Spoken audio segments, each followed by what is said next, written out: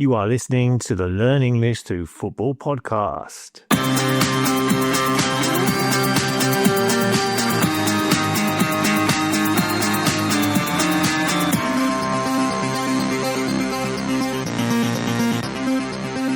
Hello everyone, I hope you are all doing well and enjoying the football. My name is Damien and I am based here in London, where the weather is a little chilly with showers and rain. It's typical autumn weather. What is the weather like where you are? And Damon, what is the weather like in Tokyo? Hi Damien. Hot, humid and wet. That's the weather over here in Tokyo. I'd love some typical autumn weather, but we have just had hot days for the past 3 months. Okay, on today's podcast, we will be looking back at the international break. Listener, was your country involved in any matches and how did they do? Damien will talk about the football phrase selection dilemma.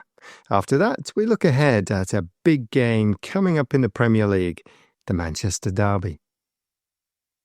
Right, before we move on to talk about some football language, just to let you know that we are still making some changes to our site.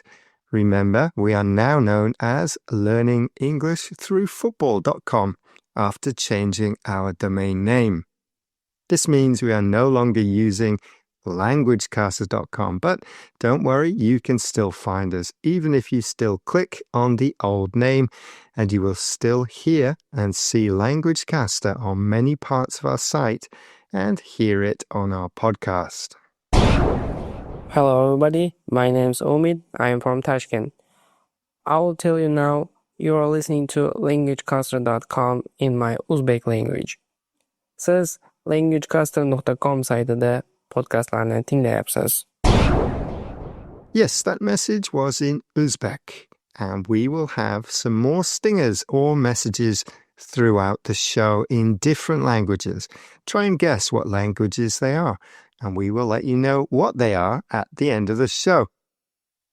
And of course, it would be great if you could send us a message in your own language. Just tell us you are listening to the Learn English Through Football podcast in any language that you know. Right, here's another stinger for you, and I will give you a clue.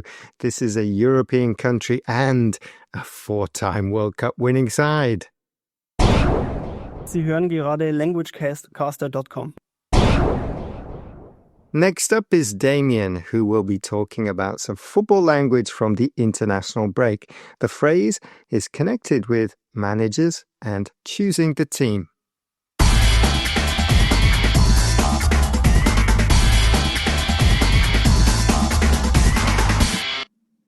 Okay, I am going to look at a phrase that came out after England's comprehensive World Cup qualifying win in Serbia. Selection dilemma. So, a dilemma describes a situation when there is a difficult decision to make. Maybe you have too many choices, or perhaps both choices are either very good or very bad. It's difficult to decide between them. Now, one of the duties of a football manager, possibly the most important duty, is to pick the team. They have to choose the players to face their opponents. And another word for this is to select. For example, the manager selected a strong team for the game. Now, if a manager has a settled team, then choosing the starting 11 is not such a big problem, as the players are more or less the same each week. They are settled. But often the manager has to make difficult choices about their team selection, about who they should pick. If a manager has many good players in their squad, it is felt this is a good thing, as it allows them lots of alternatives. Sometimes we might hear the cliché, a good problem to have, to describe this. But this is not always the case, as managers may not know what their best 11 is. And this is where we might hear or read the phrase, a selection headache, or a selection dilemma.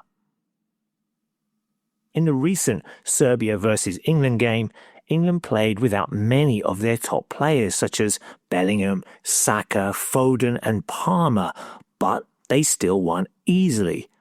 This means that Thomas Tuchel, the England manager, now has a tricky decision to make about which players to bring to the World Cup and which players to choose for his starting 11. Should he play Saka or Foden or Madueke or maybe even Rashford?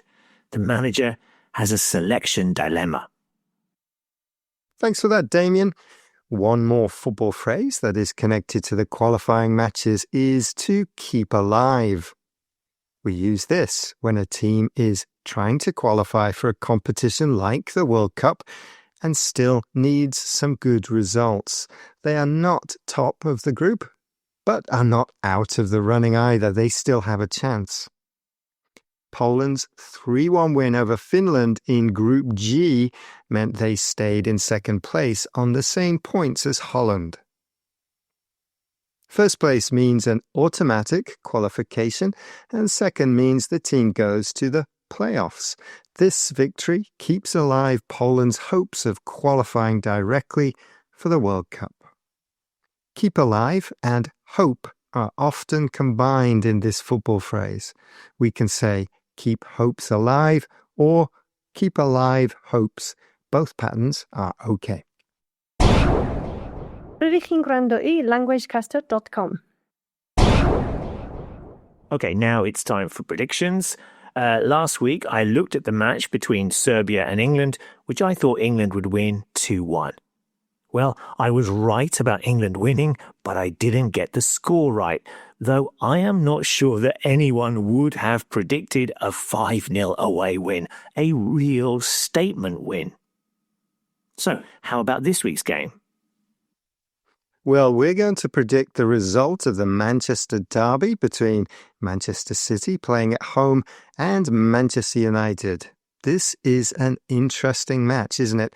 Neither team have started the season well, and surprisingly, Manchester United sit above Manchester City in the table after 3 games.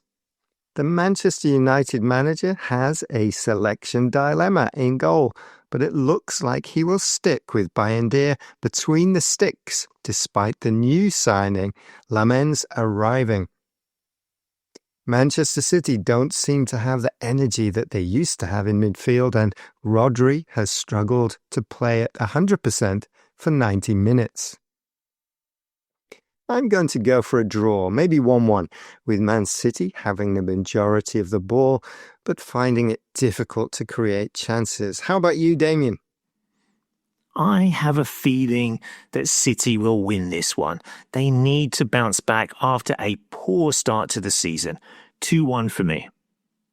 Okay, we've got some predictions language there. First of all, I'm going to go for. Second, I have a feeling that City will win this one. And number 3, they need to bounce back. How about practicing your predictions language with us? What do you think will happen in this game or other games that you are watching? Let us know by coming along to our site and leaving a comment below this post or on our forum. It's a really good way to practice some of your writing. You can also practice some speaking. Maybe leave a voice note as well, and we'll be happy to give you some feedback on this. State ascoltando languagecaster.com. Right, remember you can contact us if you have any questions about the language of football or if you have some feedback on our podcast. Check out our website. Remember, it's now Learn English Through Football, and explore our football language forum, where you can ask and answer questions about all kinds of football language. Don't forget, we also have a huge glossary of football terms with hundreds of expressions, phrases, and cliches all about the beautiful game of football.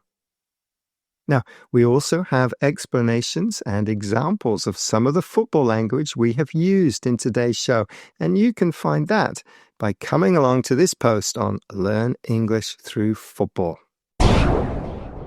Je luistert naar languagecaster.com. Yes, you are listening to Language Caster, or as we are now known, the Learn English Through Football podcast. And that message, or stinger, was in Dutch. How about the other ones? Did you guess the languages? We started with Uzbek, then German, Welsh, Italian, and finally Dutch. Well done if you managed to get any of those right. And of course, if you'd like to send on another stinger or message in your own language, we'd love to hear from you. Remember, you are listening to the Learn English Through Football podcast in any language that you know. Right, let us know if you hear or see any of the phrases or words that we have talked about on this week's show, including selection dilemma or selection headache and keep hopes alive. How would you say these phrases in another language that you know, for example? Enjoy all the football this weekend, and we'll be back early next week with another weekly football expression from the weekend's football. See you all again soon. Ta-ra! Bye.